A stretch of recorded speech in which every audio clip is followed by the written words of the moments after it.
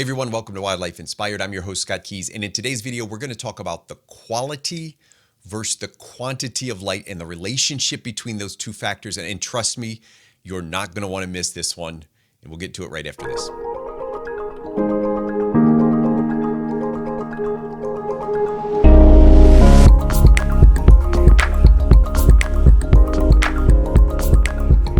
Now, in today's video, we're going to talk about light, and I really think this is a great video for anyone, beginner or intermediate, and maybe even some advanced photographers out there looking to challenge themselves a little bit. I'm going to do a series of videos on light. It is the most important concept in all of photography. When you think about what photography is, it is literally the device that we use to capture the way that light interacts with objects, and that's what we do. And I see a lot of videos out there talking about lenses and gears and frame rate for wildlife photography. As wildlife photographers, we get obsessed with a lot of things, but we should never, ever forget that light is the alpha and the omega of photography. And in today's video, we're going to just talk about quantity and especially about quality. Now, again, this is a series of videos. I'm going to talk about direction and all sorts of things dealing with light, backlighting, and all that. But for this specific video, a couple of approaches or a couple of concepts. This is all going to deal with direct sun. So we're going to talk about direct light. There are different types of light, primarily direct or diffused. But in this video, we're strictly talking about direct light. And we're not talking about anything to deal with flashes or strobes. This is natural light. And there's only one natural light source on this planet, and that's the sun. So essentially what we're going to look at is what happens when the quantity of the sun, the amount of light available increases. How does that change the quality? I've got examples for you, and I really think you're going to enjoy this video. I'm going to flip screens over here because I got something to show you. Now, in this diagram, you can tell I'm not a graphic designer, but the concepts here, and actually some of the colors here are very true to reality. This is just a graph with two axes. The bottom axis talks about quantity of light. So as you get more of it, what happens to the actual quality of light? Now, I've made this a little subjective, meaning that I have placed the best light available right here, literally at dawn. So you can see as there is no light or just ambient light from stars and moon and whatever, but as there's very little light, the color of the light is black. It quickly shifts to a bluish tone, and we refer to this pre-dawn on this graph. This pre-dawn time is often referred to as blue hour. Some notes on this right off the bat. There's really no such thing as blue hour and golden hour. We'll talk about those concepts in most of North America. Very, very interesting though, but as you increase the distance from the equator up to the North Pole, as you get closer to the Arctic Circle, you actually, depending on the time of year, either will get full darkness or full daylight. And as it gets in this area around the Arctic Circle, you can get hours of golden hour, and you can get almost no golden hour at all in the winter. As you get closer to the equator, what typically happens is the sun rises up and down very quickly. So you get a minimized or a compressed time when the sun is really at its peak. If you've ever gone and shot in South Texas or Southern Florida, you know what I'm talking about. As you get up into northern Maine, or if you're lucky enough to get up into Canada and Alaska in the summer, you can get these really incredible sunrises and sunsets in these golden hours. But for this video, the majority of the US, the majority of where people live in North America, pre-dawn, this blue hour, is probably limited to about 20 minutes. The prime light, this dawn light where the sun is literally right on the horizon, you're going to get about another 20 minutes. And then you've got another 20 minutes after that from sunrise, right after that, where you get, I'll call it usable quality, good quality, may not have as many tones. We're going to talk about all this in this video, but I want you to notice on this graph, as the sun rises, it quickly goes down. I call this time frame really like magic hour for me. This is the hour a little before sunset. It actually starts before the sun rises, and it only goes till about 40 minutes after the sun rises. So give or take, depending on where you live, Just know those terms, golden hour and blue hour, depending on where you live, are probably a lie. Now, let's start with this pre-dawn time period, and let's talk about both quality and quantity and what you can expect. I've got examples. I love to just show examples of what this looks like. This is an avocet taken about 20 minutes before sunrise. It could even be 30 minutes before, taking advantage of city lights in the background. Now, one thing about this blue hour time period is you tend to get colors that they don't exist any other time. You can't get this during daytime.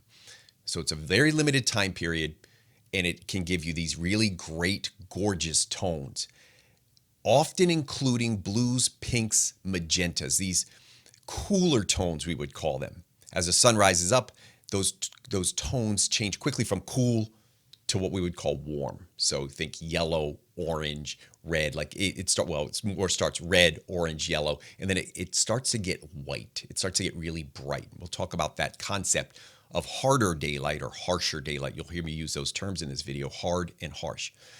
So during blue hour, you do get these really interesting colors, these really interesting tones. It is a very limited time though. Activity might be slower, so you might not get as many creatures because many of them sleep, but also note, some animals are only active at night. So these would be nocturnal animals, or they could be crepuscular animals, meaning they're active at dusk and dawn. So you may actually get some animals that you don't get the rest of the day, specifically things like owls. What does this require? Well, it's a little tougher on equipment. Because there's not as much light available, an expensive prime lens with a large opening or aperture would allow more light to come in, and that will be helpful.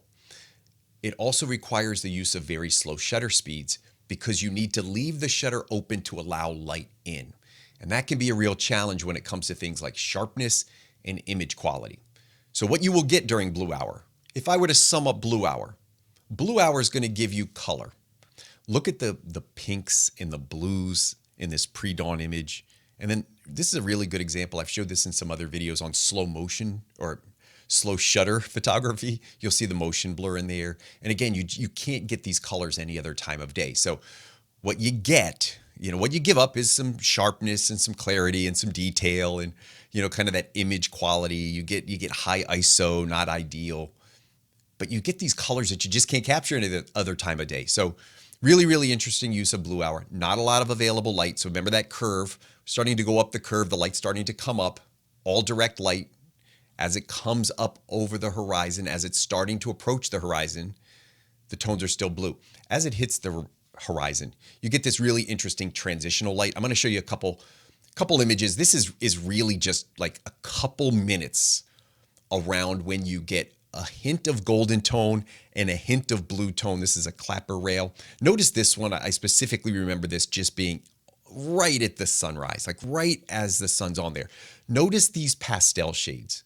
So it's almost like a combination of golden tones and some bluish tones. I find this magical. I call this transitional light. It literally lasts about 5 minutes. You get very, very little of it. Here's the same image or the same theme.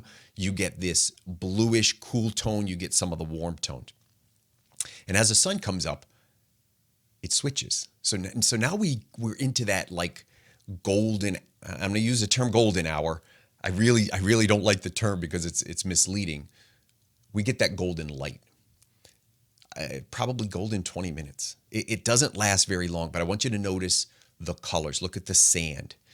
Now, light, because it's directional, it's very low. It's going to cast these long shadows, and everything I'm going to show you is really just hitting the bird from the top.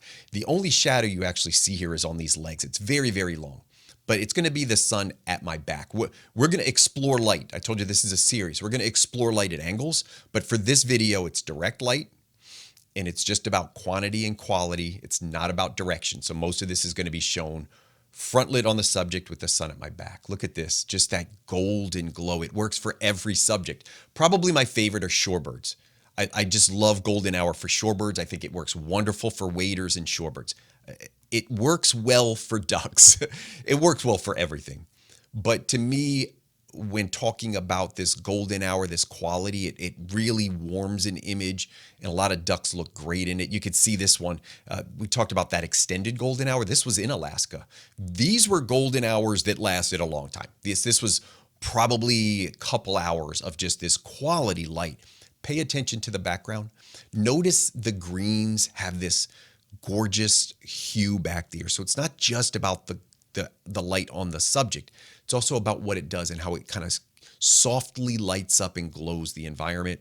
And the colors of the bird may really be accentuated. So when you get these rusty tones, these yellows, some of these reds, they really look great. And this bronzy color on the throat of this grebe is really fantastic. They look good on songbirds. This is a bit transitional, so you can see it's got some soft tones in there, but it works on songbirds, absolutely. Why is it hard? Well, it's hard on songbirds because it's a very limited window. Remember, we have that blue hour, maybe not a lot of songbirds, and very tough conditions to shoot songbirds. Then we get golden hour, better conditions, there's more available light, the quality starts to diminish pretty quickly, and you only have 20 minutes to find a bird on a good perch in front of your lens at eye level. A lot of things have to happen very quickly. We'll explore that concept of what's the best light for the best bird when we talk about direct and diffused light. But I will tell you, for what I'm talking about in terms of quality, golden hour and blue hour work very, very well. Blue hour a little bit more for slower moving subjects, so owls, maybe even ducks, maybe even some shorebirds if they're still. Golden hour will work for just about anything. And here you could see that really, this was right at dawn. I remember this day, black-throated blue just dropped down. I was actually in my car. I was preparing to go out on a hike, and it just dropped in front of my car, and I just got lucky. It was there. Very clean image. To be honest, it's not like a super exciting image, but it gives you an idea of the quality of the light at this rising sun. And here you see again, you'll notice in direct light, golden hour will produce some shade. We'll talk this in just a minute. Talk about this more in just a minute, but you'll see the leaves are starting to get shadows. One of the big problems with this direct light in general is as it starts to raise, as it starts to get a little stronger, the quality's still there, the shadows start to emerge, and that can be tricky to deal with, especially for songbirds. A couple raptors. Raptors are really, really tough to get at golden hour. Here's a red-tailed hawk perched. So I treat perched hawks very much like songbirds because they're just big songbirds. Occasionally they fly at golden hour or fly in that first 20 or 30 minutes. When they do, they look great. I mean, again, everything looks great in this very limited window. And then the light starts to transition and become harder. So notice this is now starting to transition to direct light. So in this direct light, we're going to see that shadows become more prevalent. It doesn't mean you can't use it. This is a good example of direct light on the bird. This is still early, by the way. This is probably about an hour after sunrise, maybe 45 minutes. You could see it's got hints of gold. So this is that last bit of what I would call usable light. There are some other uses for this, but this is about the last of that light that's available. So it's starting to get a little harder. So when you talk about golden hour, just before we move past it, I've said this a couple times, everything looks good in golden hour. You tend to get very even exposure. You get limited shadows. There will be some long shadows cast. So one of the things I've noticed is sometimes I have to be careful where I stand or where I'm placed because my shadow could be so long it could go right over the subject. So you'll get limited shadows. They won't be strong, but they are very, very long. The light is highly directional, so it's very, very low, which can often work. But again, watch those shadows. And you can use that at several angles. Now, we're not talking about angles, but golden hour can be used as side light because it's so low. It can be used as front light, side light, backlight. It's got a lot of versatility. The only drawbacks really would be around limited time, limited availability, and keep in mind this one factor, limited location. Before we get on this, I'm going to talk about the location of sunlight real quick.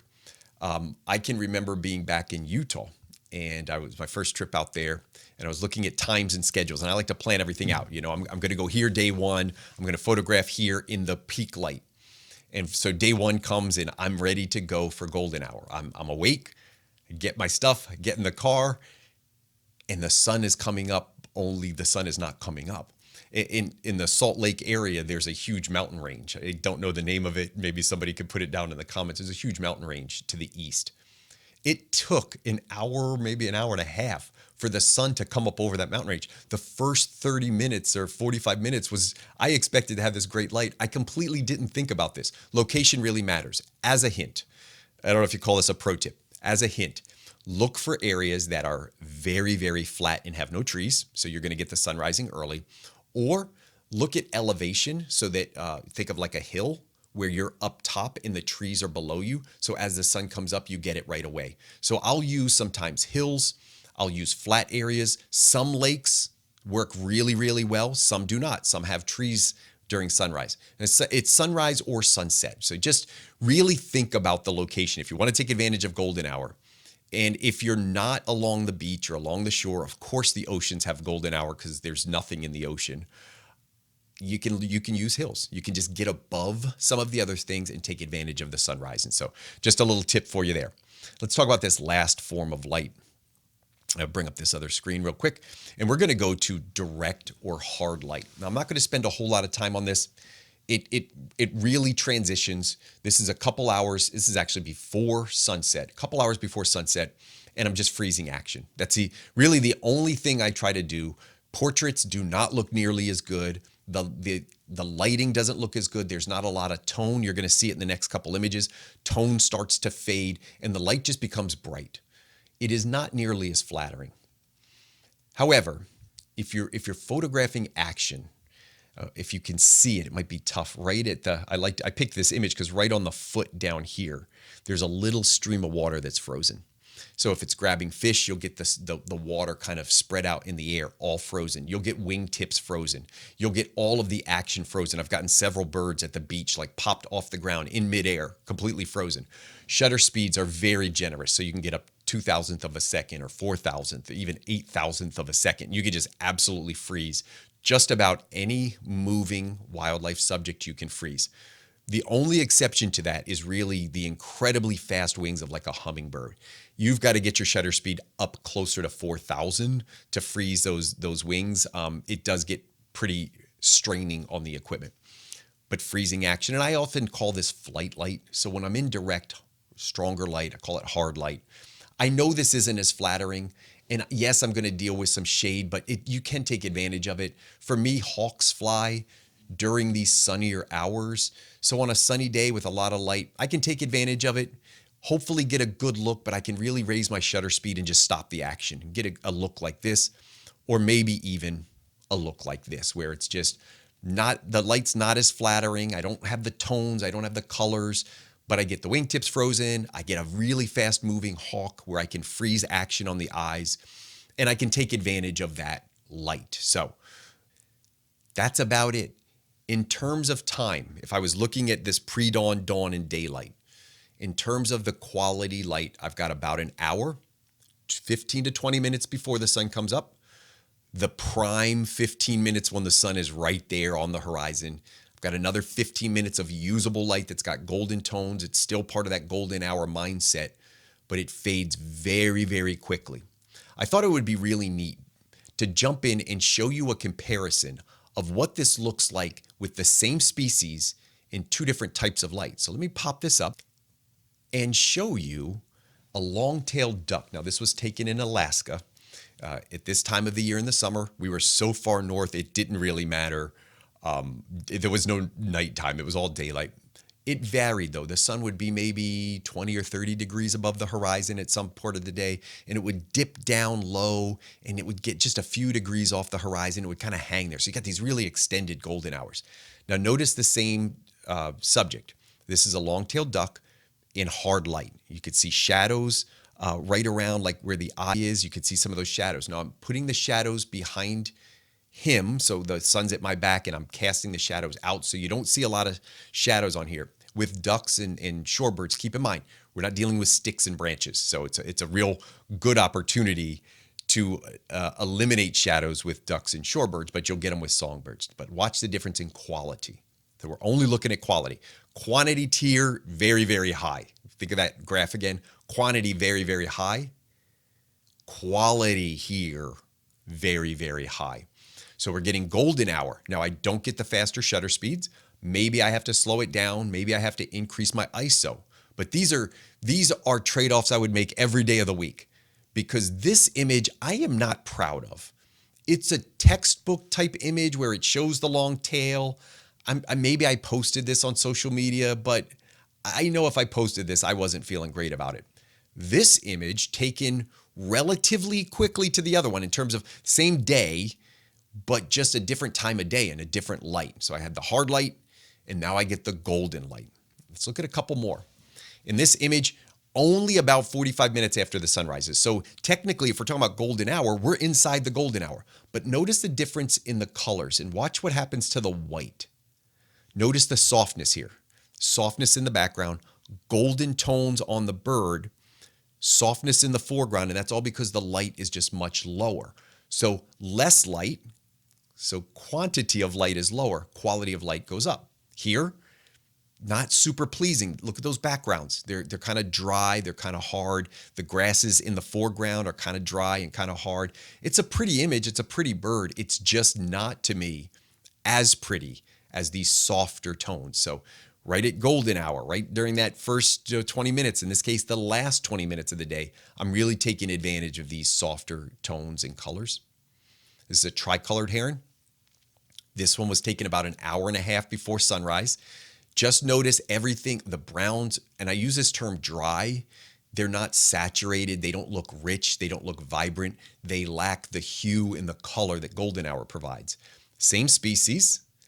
Notice it's got a softer feel. So notice in the background, these greens are nicer. Just the color on the bird is nicer. The tones are just better. I'll go back and forth one more time. Notice the tones in color and the tones in color. This is taken in the first 30 minutes of the day. This isn't taken like in midday. This is taken about an hour and a half before the sun went down. But in summer, that's a big difference, and the light is hard. So this is hard light, and then here you've got that really sweet golden hour light. Hard light on a common merganser shows a lot of details, higher shutter speed. I can freeze the action even though it's very, very close. It's not quite as pleasing as these tones at golden hour. So this is just before the sun went down, nice glow, nice warmth. Couple more to show you. I had to reach back in the archives. I posted this because of that little droplet of water coming off the bill. At the time, I may have thought this was a beautiful image. I'll be honest, I do not like this image. My name's still on it. It's an old image. But at the time, I thought that water droplet was really neat. It's a good example of freezing action, but not getting, to me, not getting a pleasing image. The tone is not there. The hard light isn't pleasing. There's shadows on the bird, on the face. Now watch the difference in this golden hour image. Like, what a difference. Here, I didn't get to freeze action, but I don't want to. I want to create this beautiful glow. This only occurs in the first 20 to 30 minutes of the day. After that, it really starts to change. I'll show you a couple more in here. I've got a black and white warbler. This is my spark bird. And this is the last example. Notice I don't have a lot of hard shadows here, by the way. It is just about an hour after sunrise. There are some shadows here, but nothing distracting. I'm not casting shadows on the birds. I don't have strong shadows on the leaves. You will notice on the left side, and I'll kind of pull it out here. You can see my cursor if you look down there. On the left side, there's a strong shadow there. Just watch the quality change when it hits bird right at sunrise. Okay, notice the soft greens in the background. I'm going to toggle it back and forth so you can physically see the greens in the background. Look at the greens in the background here. Look at the greens in the background there. You see the difference. Notice the whites on the bird. Here, they've got a nice glow. Here, they don't. And by the way, this one was taken a pretty long time ago, and I know that because I got the worst watermark ever created in that image. It was probably from my second or third year of photography. But I'm starting to see the difference. In my third year of photography, I'm starting to see this change in light. And after this, I wasn't posting this anymore. If the light was flat and hard, I only used it for action shots and I didn't use it for portraiture at all. And honestly, that's my video for you today. I'm going to put up a couple reminders over here. Let me just pull it up here. Over on the side of the frame, I just want to talk about Some of these changes in light and the advantages and disadvantages are just some of the factors. So think of these as pros and cons. When we talk about blue hour, you're going to get gorgeous color, you're going to get dramatic color. And that's by far the biggest impact of golden hour. You may also get some exposure to species that you don't see at other times of the day. I say owls, but there are other species as well that are either nocturnal, coming out for the first time at night, or crepuscular, out and active during dusk and dawn. There are other species that are like that. The drawbacks to blue hour: limited time, can be very slow activity. There may not be a lot of things actually active and moving. Very low light, extremely low light in some conditions, requiring a very slow shutter speed, and conversely, a very high ISO. This may result in poor image quality overall, and that is a tough pill to swallow. You have to be able to say image quality isn't everything. Sometimes mood and color and tone can offset or even make it better. And I showed you some examples of those blue hour images, and I'm going to go real tight on here and show you what I mean by quality. So look at this tight crop. Quality is not there. Like if you were cropping down to show the bird, this is not the image. It's not great. Look at the looser composition as a total, and you'll see that it is, to me, a very, very pleasing image. The other drawback is it might require lenses, especially, that are really, really good at gathering light, and those lenses can be quite expensive. Let's talk about golden hour. The biggest thing about golden hour, and I mentioned it already, everything looks good in golden hour. A couple of things about golden hour. You get these even exposures, meaning you don't get hard shadows. The shadows are still relatively soft, even though it's direct light. So limited shadows, and you can use this highly directional light, meaning it's just at the horizon and it's coming down at a hard angle, sideways almost to the birds or any wildlife. So it's highly directional, and that can be used to your advantage because you can then use it at different angles. So you can actually shoot back into the sun. You can shoot at side light. It looks good everywhere. So golden hour looks good on everything, and it looks really good at multiple directions. The drawbacks: it's very limited time. And I have this concept, golden hour is a lie. You don't really get an hour in most of the country. You get about 20 or 30 minutes of good quality light. You'll get a little bit more usable light after that, but that tone starts to disappear pretty quickly. So you've got limited time. You've got limited availability because species may not be as active. So that shortened window is really, really important because you may not have as many species available. So you might want to think about, especially if you're starting with golden hour photography and really committing to that first 30 minutes, species that are pretty reliable. For me, it's shorebirds, often ducks are the most reliable if you've got good locations, and that's another video. And the last thing is limited location, because even though the sun might be rising, it might not be showing to where you are. So if you've got mountains or hills or trees in the way, you've got to make sure you've got the right location available to take advantage of it. And finally, we're going to talk about hard light. Now, hard light is least pleasing for portraiture, but there are a couple things qualities that it has. One, it's really good for action. It freezes action, and it allows you to get really clean images in terms of noise. So you bring your ISO down. A lot of times in hard light, you can shoot at a base ISO of 100, maybe 400, which isn't a lot of it doesn't tax the camera very heavily at 400. And you can freeze action. You can get 1,000, 2,000, 4,000, 8,000 of a shutter speed, depending on how much light is available. But you can tend to freeze action, and you don't have a lot of noise introduced. Can be dramatic. Now, in theory, angles create tension, and they can be very dramatic. So for example, I'm talking about shadows and angles. Architectural photography sometimes takes advantage of this, and they'll actually introduce hard shadows as part of it. In general, I will tell you that hard lines and angles create tension in an image. It adds a little bit of drama, not necessarily soothing and pleasing. What is pleasing is generally curves, soft shape, and soft light. Now, when we think of nature, we tend not to think of that angles, drama, and tension. We tend to think of this soft and soothing feel. So for me, the golden hour light, the blue hour light works much better. Even overcast light works much better than hard light, but it does serve a purpose. And if the mood of that image is to create tension or to create action or to create some dramatic feel, then it could be useful. I will tell you I see a lot of Safari images that are in harder light, sometimes converted to black and white, which is a little more forgiving for hard light. And it does also bring out some of the texture of an image, meaning think of wrinkles on an elephant, very good example of how you can use harder light to show off those wrinkles. I will tell you there are times, even with people, most of the time we think of soft, flattering light for models, but there are times where we want to show definition. So if somebody's really striated in their muscles, we might use a harder light and it will actually show off the striations. So using hard light does have other applications, but generally speaking, they're not for portraiture. The last thing with harder light, you can also stop your lens down. So if there's an application where you want to shoot at f8, f11, f16, if you're trying to get more in focus, whether it's a subject or even bring some of the background into focus, you can stop your lens down, and that's just the nature of having more light available. Some of the downfalls, and these are pretty big ones for me, it's just not very flattering. It loses the tone.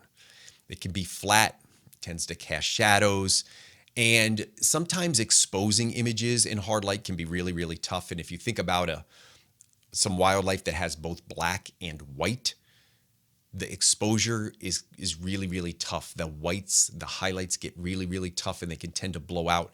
So with white subjects, it can be really hard. And with mixed subjects, with really, really dark and really, really light, that can be pretty tough as well. So hard light, by far my least favorite light, but it still has some applications. So that's my video for you, the first part of the light series. Stay tuned for part 2.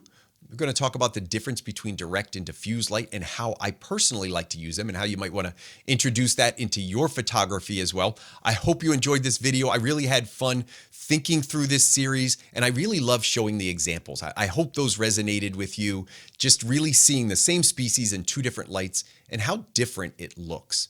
If you found this video helpful, let me know down in the comments. Would love to hear from you. Love to hear your thoughts. If you're not subscribed to the channel, you know what I'm going to tell you. Hit the subscribe button. Make sure you're subscribed. I think you're going to really enjoy this series on light in general. So to do that, you're going to hit the notification bell. And that way, when I release the new video, you get to know it's available and you'll get a chance to check it out. As always, I want to thank you for tuning into this video on light. And I hope we can continue to find inspiration in light and inspiration in wildlife together.